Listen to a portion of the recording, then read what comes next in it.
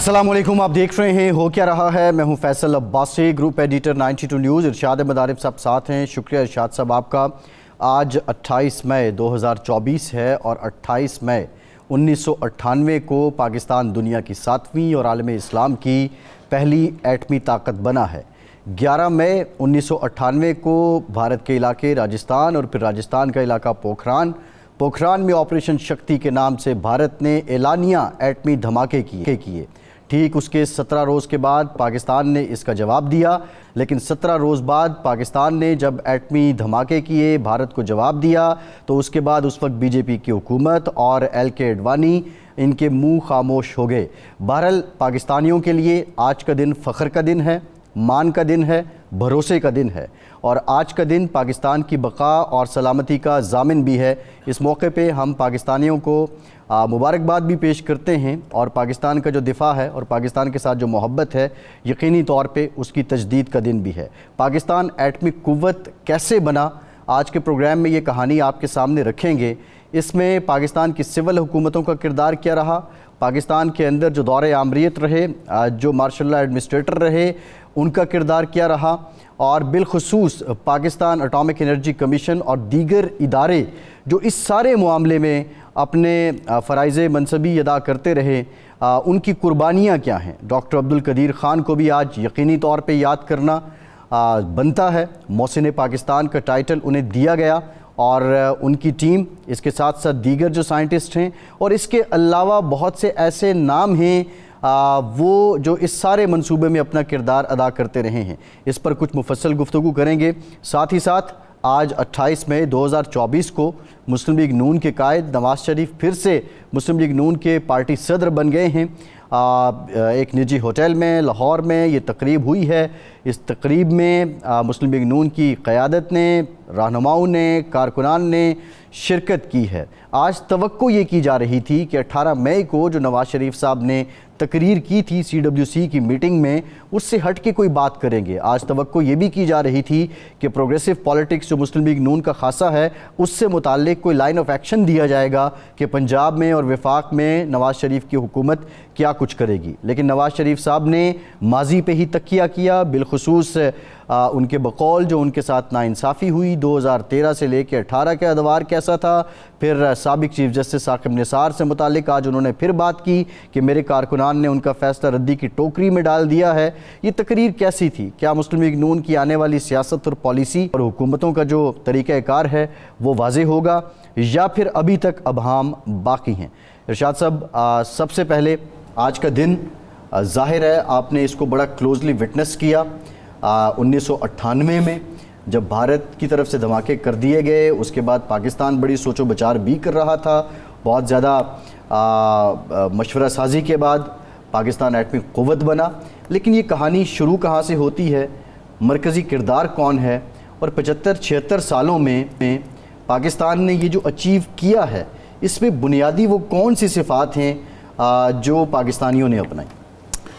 देखिए अब्बास साहब, ये काम तो इसमें कोई शक ही नहीं है कि जनाब जुल्फ़िकार अली भुट्टो ने शुरू किया। उस वक्त जब पोखरान के धमाके हुए 1974 में, तो भुट्टो साहब ने एक इजलास किया मुल्तान में, जिसमें फ़ौजी कमांडर थे, जिसमें साइंटिस्ट थे और जिसमें हुकूमत की अहम शख्सियात थीं।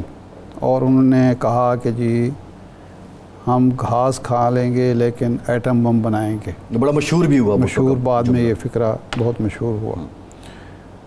और उसके बाद लेकिन ये हुआ कि ये ज़िम्मेदारी सौंपी गई पाकिस्तान एटॉमिक एनर्जी कमीशन को, जिसके सरबराह उस वक्त थे डॉक्टर मुनीर अहमद ख़ान। लेकिन 74 से लेकर 76 तक कोई ख़ास पेशरफ्त नहीं हुई। और 76 में फिर जनाब अब्दुल कदीर ख़ान साहब इस प्रोसेस में शामिल होते हैं। वो हॉलैंड से यहाँ आते हैं। हॉलैंड में एक इंटरनेशनल रिसर्च इंस्टीट्यूट था जिसमें डॉक्टर साहब काम कर रहे थे और nuclear based technology uranium based nuclear technology पे वो काम कर रहे थे। एक एडवांस जो शक्ल थी उसमें कई मुल्क शामिल थे, جس میں فرانس بھی تھا اور غالباً امریکہ بھی تھا، برطانیہ بھی تھا. تو انہوں نے کہا کہ یہ جس فارمولے پر آپ کے سائنسدان کام کر رہے ہیں یہ بہت لمبا پروسیس ہے اور یہ نہیں ہو پائے گا، کیونکہ آپ پر دباؤ ہیں مختلف، امریکہ کی طرف سے ہے اور یورپ کی طرف سے ہے، انڈیا کی طرف سے ہے. یہ جتنی جلدی آپ مکمل کریں گے تو یہ کر پائیں گے، ورنہ آپ کو نہیں کرنے دیں گے. تو انہوں نے اپنا فارمولہ دیا. لیکن ڈاکٹر قدیر خان صاحب جب آ گئے پاکستان میں، ان کی دعوت پر آ کے انہوں نے کام شروع کیا تو روڑے اٹکائے گئے. یہ خود وہ بتایا کرتے تھے اور بہت سارے لوگوں نے بتایا اس حوالے سے جو اس انوالو تھے. مثال کو سلطان بشیر الدین محمود صاحب جو تھے وہ ان کے رائٹ ہینڈ مین تھے، بڑے اچھے، اللہ تعالیٰ ان کی عمر دراز کرے، اس وقت بھی وہ زندہ سلامت ہیں. ڈاکٹر عبدالقدیر کے ساتھی تھے، ڈاکٹر عبدالقدیر خان صاحب کے اس اٹامک انرجی کمیشن میں وہ تھے، لیکن پھر ان کے ساتھ آئے اور بہت ہی وہ آنیسٹ اور صاف گو. وہ کہتے تھے کہ جی قدیر خان صاحب نہ آتے تو یہ پتہ نہیں کام کتنا طویل ہو جاتا اور ہو بھی پاتا یا نہیں ہوتا. زاہد علی اکبر صاحب جو اس پروجیکٹ کے جو کہوٹا لیبارٹریز پروجیکٹ تھا اس کے ڈائریکٹر تھے، ان سے ہم نے بہت ساری باتیں سنی. اچھا.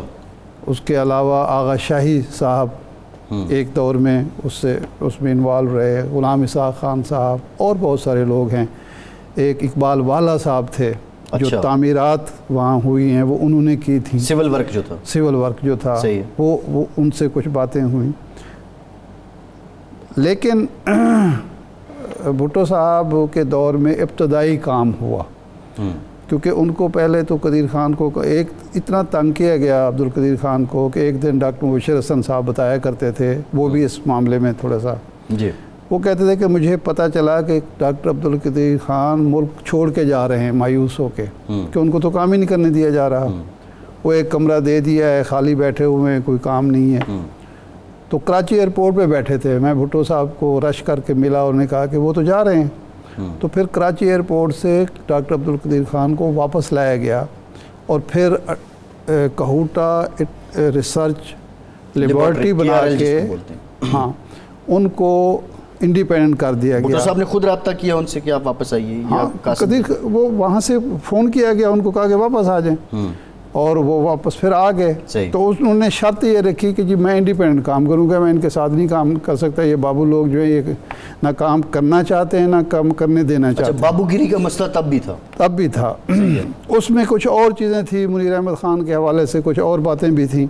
بہرحال جو بھی صورت ہوئی، لیکن پھر بھٹو صاحب کی حکومت ختم ہو گئی. اب بھٹو صاحب کی جب حکومت ختم ہوتی ہے تو یہ تاثر ابھرتا ہے کہ یہ سارا کچھ جو ہوا ہے بھٹو صاحب کے خلاف، جو رجیم چینج آپریشن ہوا ہے، مقصد اٹامک پروگرام رول بیک کرنا ہے یا اس سے روکنا ہے، اس کو ختم کرنا ہے. لیکن حقیقت یہ ہے کہ اس پر کام تیز ہو گیا اور ضیاء الحق نے غلام اسحاق خان کو جو سیکرٹری فائنانس تھے اور زاہد علی اکبر کو کہا کہ جی یہ کام جو ہے جو کچھ خان صاحب کہیں جس طرح کہیں اس کو جلدی سے جلدی مکمل ہونا چاہیے. اور 77 سے 82 تک 82 میں ہم ایٹمی قوت بن چکے تھے. جی ٹھیک ہے جی. اور یہ جو بات کی جاتی ہے کہ قدیر خان صاحب جو تھے وہ تو نیوکلیر فزکس کے یا اس کے نہیں آدمی تھے، لیکن یہی تو ان کا کارنامہ ہے کہ وہ فزکس کے آدمی نہیں تھے، لیکن مینجمنٹ ان کی ایسی نیوکلیر ٹیکنالوجی کے آدمی نہیں تھے، لیکن انہوں نے یہ کام کر دکھایا. ارشاد صاحب سوال یہ ہے، دیکھیے آپ نے یہ کہا کہ تاثر جنم لیا جب بھٹو صاحب کا سارا رجیم چینج ہوا. 79 میں بھٹو صاحب کو پھانسی بھی ہوگی کہ شاید یہ پاکستان کا جو ایٹمی پروگرام ہے اس پہ کام روکنے کی سازش ہے. جنرل ضیاء الحق کا جو دور تھا وہ اس لحاظ سے بڑا کرٹیکل تھا کہ ہم افغان وار میں تھے اور امریکہ کے ساتھ تھے. امریکہ کی نظروں سے ہم نے پروگرام کو بچایا کیسے؟ یا امریکہ کو اس بات کا علم تھا یا ہماری اسٹریٹجی بڑی کامیاب تھی کہ اس کو خبر ہی نہیں ہونے دی ہم نے؟ نہیں، میں نہیں سمجھتا. میرا نقطہ نظر یہ ہے، اور یہ بہت سارے جن لوگوں نے اس پر لکھا ہے بات کی ہے، وہ یہ ہے کہ ضیاء الحق نے یہ جو افغان وار تھی یا افغانستان میں جو افغان اسٹریٹجی تھی ہماری، اس کو یوز کیا ہے اپنے اٹامک پروگرام کی کمپلیشن کے لیے۔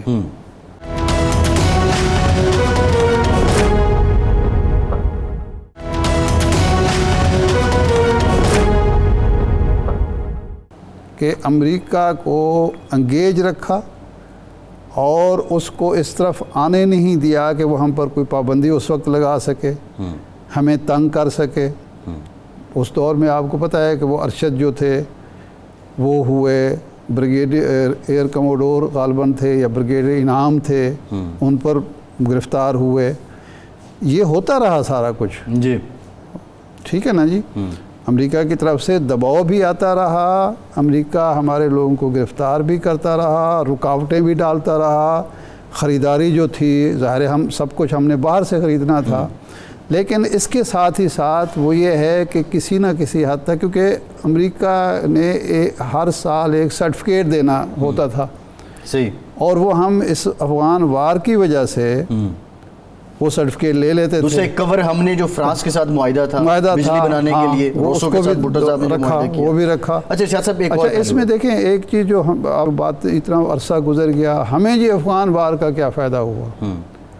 وہ بھائی اگر یہ کوئی اور بعد میں بنا کے دیکھتا، ایران نہیں بنا سکا نا، لیبیا نے کوشش کی، اس کا جو حشر ہوا آپ کے سامنے ہے۔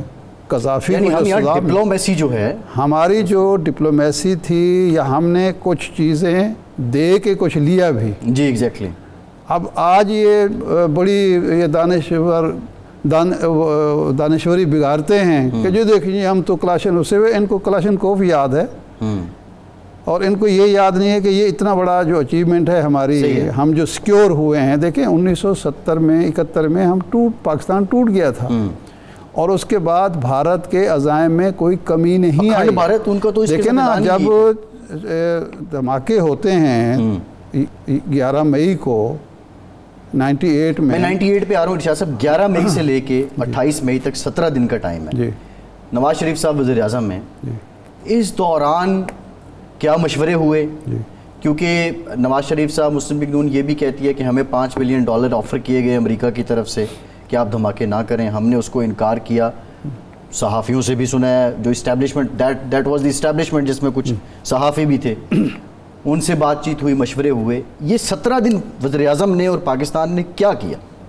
دیکھیں میری آنیسٹ اوپینین ہے کہ یہ کہنا، بعض لوگ یہ تک کہہ دیتے ہیں، بلکہ جب غصے میں قدیر خان صاحب تھے تو انہوں نے بھی یہ کہی بات کہ جی نواز شریف تو مرغی زبانی کر سکتے، انہوں نے اتنا بڑا کام کیسے کرنا تھا، یا وہ تو پھل جڑی نہیں۔ حقیقت یہ ایک نقطہ نظر ہے کہ نواز شریف تو دھماکے کرنا ہی نہیں چاہتا تھا، اور دوسرا نقطہ نظر ہے کہ جی سارا کارنامہ نواز شریف کا ہے، جی نہ قدیر خان کا کوئی اس میں رول ہے، نہ ضیاء الحق کا رول ہے، نہ اسحاق خان کا، بس نواز شریف۔ یہ دونوں انتہائیں ہیں۔ درمیان کی بات اور حقیقت جو ہے وہ یہی ہے کہ جب یہ انڈیا نے دھماکے کیے، میاں نواز شریف صاحب ملک سے باہر تھے، غالباً یہ دوشنبے میں تھے، جی ایک دورے کے سلسلے میں۔ صحیح۔ مشاہد حسین صاحب یہ کہتے ہیں کہ وہیں میاں صاحب نے کہا کہ آپ فوراً واپس جائیں، اور وزیر خارجہ تھے اس وقت گوہر ایوب، انہوں نے کہا کہ فوراً واپس جائیں اور جا کے دانشوروں سے ملیں، صحافیوں سے ملیں، لوگوں سے ملیں، راہ ہموار کریں، ہم نے یہ کام کرنا ہے، یعنی ہی واز کلیئر کرنا ہے۔ صحیح ہے، بالکل ٹھیک ہے۔ دوسرا یہ تھا کہ اس دوران نواز شریف صاحب نے ایک جیسچر دیا کہ جی وہ شاید کنفیوزڈ ہیں کہ ہمیں یہ کام، ہمیں تیاری کرنی تھی نا، یہ کام ایسا تو نہیں تھا کہ ہم اسی وقت پھل جڑی چھوڑنی تھی۔ ظاہر بات ہے کہ وہاں وہ ٹنل جو ہم نے بنائے ہوئے تھے ان کو کھولنا تھا، ان کو اپڈیٹ کرنا تھا، ہم نے چیزیں پہنچانی تھی وہاں جو ضروری، وہ کام ادھر چل رہا تھا، اور ادھر رائے عامہ کو ہم نے ہموار کرنا تھا، انٹرنیشنل کمیونٹی کو، کیونکہ وہ تو الرٹ ہو گئی تھی نا انڈیا کے کہ بھائی انہوں نے کرنا ہے، تو روکنے کے لیے بھی ہم پر دباؤ آ رہا تھا۔ تو وہ جو 17 دن ہیں بیسیکلی وہ تیاری کے لیے درکار تھے۔ صحیح ہے۔ لیکن میں نہیں سمجھتا کہ نواز شریف صاحب کسی لمحے بھی اس مخمصے کا شکار تھے کہ کرنے چاہیے یا نہیں کرنے چاہیے، ایک بات۔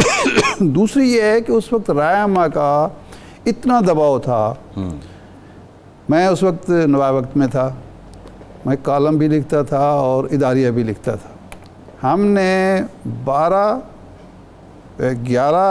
مئی سے لے کر 28 مئی تک ڈیلی اداریہ صرف اسی مسئلے پر لکھا ہے، اور میں نے بھی کم از کم یہ 16 یا 17 کالم لکھے ہیں۔ زاہد ملک صاحب کی ایک کتاب ہے جس میں انہوں نے میرے کچھ کالم نقل بھی کیے ہیں، اور یہ کہا بھی ہے کہ یہ مسلسل ڈیلی بیسس پہ کالم لکھ رہے تھے اسی ایشو پہ، کیونکہ نوائے وقت کی ایک پالیسی تھی۔ جی ہاں، زاہد ملک صاحب، مجید نظامی صاحب نے ایک میٹنگ میں جب نواز شریف صاحب نے مشاورت کی، بہت سارے ہمارے صحافی دوست خلاف بھی تھے اس کے، ان کی اپنی ایک رائے تھی، تو مجید نظامی صاحب نے کہا کہ میاں صاحب آپ دھماکے کریں ورنہ قوم آپ کا دھماکہ کر دے گی۔ یہ ان کا ایک مشہور جملہ تھا، بڑا مشہور ہوا تھا۔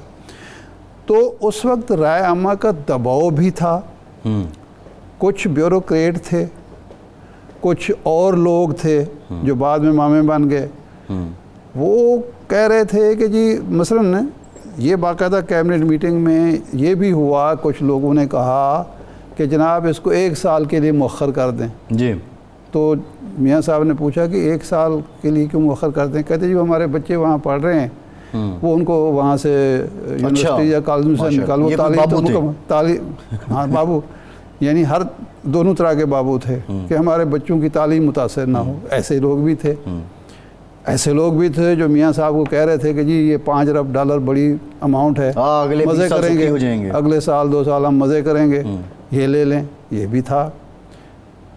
اچھا ایک بات کی بہرحال، اچھا کچھ لوگ یہ کہتے ہیں، گوہر ایوب خان صاحب نے یہ کہا ہے کہ جی میاں صاحب تذبذب کا شکار تھے، انہوں نے اپنی کتاب جو ہے اس میں یہ کہا ہے۔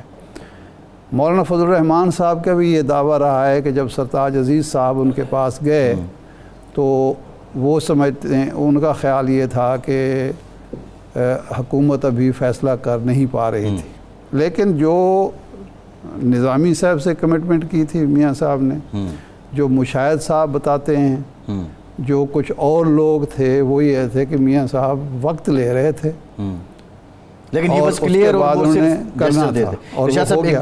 اور اگر نہ کرتے اس وقت کی جو فضا تھی، اب یقین کریں کہ وہ دھماکہ ہو جانا تھا۔ صاحب دیکھیں نا، اچھا ایک دلچسپ بات میں آپ کو بتاؤں، چھٹی میں ایک چھٹی پہ آ رہا ہوں، میں آتا ہوں چھٹی، ہاں اچھا ٹھیک ہے۔ یہ چھٹی ایک تو پہلی بار ہوئی، ایک یہ بتا دیں کہ اتنے ٹائم کے بعد ہم نے کیوں اناؤنس کی، کیا وجہ نظر آتی ہے؟ دوسرا ارشاد صاحب، کچھ بابوؤں کا آپ نے ذکر کیا کہ ان کے بچے کہتے ہیں کہ باہر پڑھتے ہیں، کچھ رپورٹڈلی ایسے لوگ ہیں کہ جنہوں نے یہ بڑا مشکل کام ہے، ریڈیشنز میں زندگی گزار دی، کوئی عجیب مطلب بیماریاں لگ گئیں، اپاہج ہو گئے، آج کا دن یقینی طور پہ خواہ وہ کوٹا لیبارٹری کے لوگ ہیں یا اٹامک انرجی کمیشن کے لوگ ہیں، سب قابل فخر ہیں، قابل داد ہیں۔ ڈاکٹر عبدالقدیر خان صاحب، ڈاکٹر عبدالقدیر خان کی جو ٹیم تھی، سلطان بشیر الدین محمود صاحب تھے، یہ سمر مبارک صاحب کو بھی کریڈٹ جاتا ہے، بہرحال کسی نہ کسی اٹامک انرجی کمیشن بھی تو اس میں انوالو تھا۔ لیکن یہ کہنا کہ قدیر خان کے علاوہ کسی سائنسدان کا جو کمانڈنگ رول ہے، یہ غلط بات ہے۔ صحیح ہے، وہ آئیڈیا بھی قدیر خان کا تھا، یہ نیوکلیر اپنا یورینیم بیسڈ کا ڈیزائن بھی ان کا تھا، تکمیل بھی ان کے ہاتھوں ہوئی، اس میں تو کوئی شک ہونا ہی نہیں چاہیے۔ یہ بڑی بدقسمتی کی بات ہے کہ خود نواز شریف صاحب نے اس وقت قدیر خان کو پیچھے دھکیلنے کی کوشش کی اور پھر ان کو ریٹائر کیا گیا، جو زیادتی تھی۔ صحیح ہے۔ اور پرویز مشرف نے تو حد کر دی، کہ انتہا کر دی کہ جی اس آدمی کو ذلیل کرنے کی کوشش کی، یعنی جو جرائم پرویز مشرف نے یا ان کے ساتھیوں نے کیے تھے ان کا ملبہ قدیر خان پر ڈالنے کی کوشش کی۔ اب چھٹی کی بات کی تھی، ایک بات کر کے آگے بڑھتے۔ جب نواز شریف صاحب نے یہ دھماکے کر دیے تو ایک میٹنگ بلائی کیبنٹ کی، اور اس میں فیصلہ کیا کہ ہم اب اپنی معیشت کو بہتر کریں گے اور چھٹیاں ختم کر دیں گے۔ اچھا، اب تو آج چھٹی ہو گئی نا، اس وقت چھٹیاں ہو، معیشت بہتر نہیں، انہوں نے کہا کہ چلو چھٹی تو کرو۔ تو اس وقت میاں صاحب نے 23 मार्च की छुट्टी ख़त्म कर दी, यौम इकबाल की ख़त्म की, यौम इकबाल की छुट्टी ख़त्म कर दी, 6 सितंबर की छुट्टी ख़त्म कर दी, लियाकत अली खान की छुट्टी ख़त्म कर दी, कई छुट्टियां ख़त्म कर दी। सहाफ़ियों को जो प्रिंट मीडिया के सहाफ़ी थे, हमारी 14 छुट्टियां होती थी। मजीद निज़ामी साहब भी मशवरे में शरीक हो गई जी, सिर्फ 4 छुट्टियां काफ़ी हैं, एक ही 2 ईद की, एक मुहर्रम की, एक 12 रबीउल अव्वल की। वो फिर खैर हाकरों ने और जो अखबार फरोश यूनियन ने उन्हें करके वो 6 करा ली। शाद साहब आपका शुक्रिया, आज के प्रोग्राम से इतना ही। फीडबैक ज़रूर दीजिएगा, इजाज़त दीजिए।